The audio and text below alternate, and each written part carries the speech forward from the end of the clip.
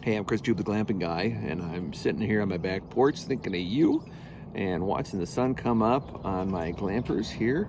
And if you're a landowner or an aspiring landowner who wants to go down the glamping road, just open up a glamping operation, a glamorous camping opportunity on your property, I've got a thought that I'd like to share with you. There's lots of obstacles in your way to making anything happen in business. There's really three paths to go down. I've gone down each one of them. Might be a little bit controversial. So anyway, let me go through those.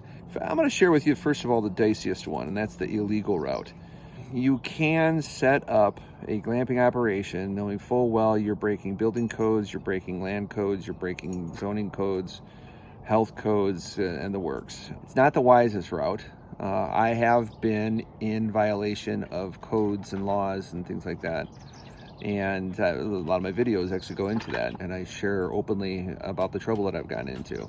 There is an argument to be made that the government is overreaching into landowner rights when it comes to telling you what you can and can't do on your property. And I'm kind of in agreement with that. They've got their reasons to protect communities as well as keep structures safe.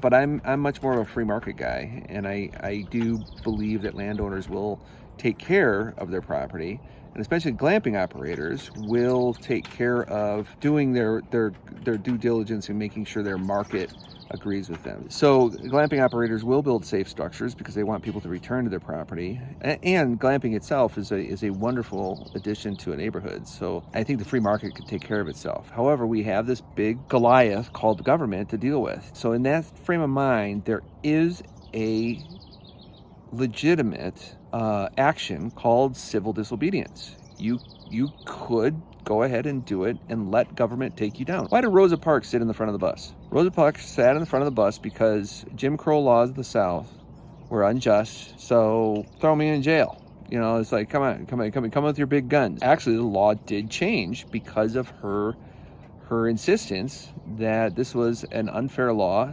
unjust law. Could you put up a tent in your yard and just say, go ahead, government, come? I mean, you're not calling out the government. Rosa Parks didn't call the police and ask them to come and arrest her, but she sat in the front of the bus and she just did it. She civilly disobeyed an unjust law. So you could do that and see how far government wants to take you, because ultimately all laws, I think there's a quote, all government laws or rules, you end up at the end of a barrel of a gun. I mean, any law, laws are only good as their enforcement. And now that isn't the best way. That actually is the inferior way of doing it. Now that leads to a second way, and I do dabble in this way also, and that is to change the law. I mean, we live in a free country. You can do things like write your local commission, your commissioners, they're elected officials, and you can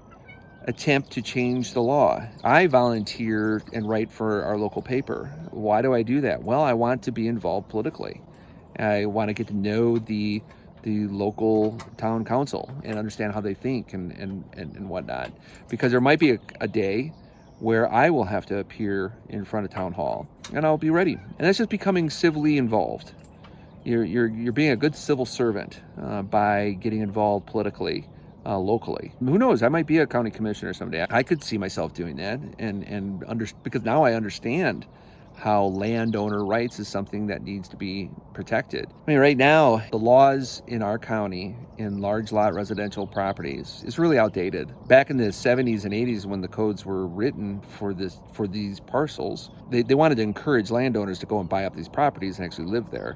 And now it's totally opposite. We have a housing shortage. They can't build these houses fast enough, and people move into these crazy expensive houses. If they changed the code for the county to allow ADUs on private property, I mean, it would just be huge. There's 20,000 large lot residential properties in El Paso County, and we can't rent out an ADU. I had to go through a really extensive special use process to be allowed to do what I'm doing here. That's crazy. Why? I mean, it's a huge piece of property, beautiful country land. I mean, why is putting a tent up and renting it out to a vacationer, like, as if you're running a crack lab in your basement. But that's the second way. So you can go illegal. You can just do it despite the laws.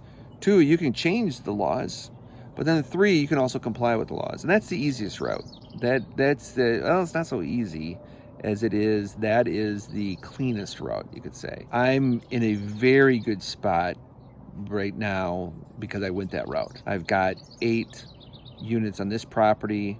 I'm going the route of compliance on my other property where we plan to have 12 units. There's other properties that I have kind of in the queue that I'm working on. Those are something I'm always working on, because really there's a demand here for glamping. I'm excited to be a part of that. And how am I doing that? By being compliant. Other places might get shut down. There's a county just to the north of us that they took extreme measures against some legitimate glamping operations that were going on up there. It's really too bad. It breaks my heart, honestly, because it's keeping people from experiencing the outdoors.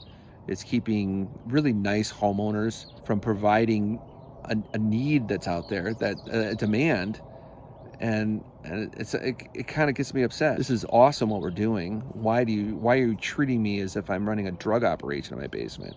I'm not. I'm putting up tents in my yard and creating these awesome outdoor experiences for people who are cooped up in these overly priced apartments in downtown Colorado Springs and Denver. But this positions me very nicely because I have a special use.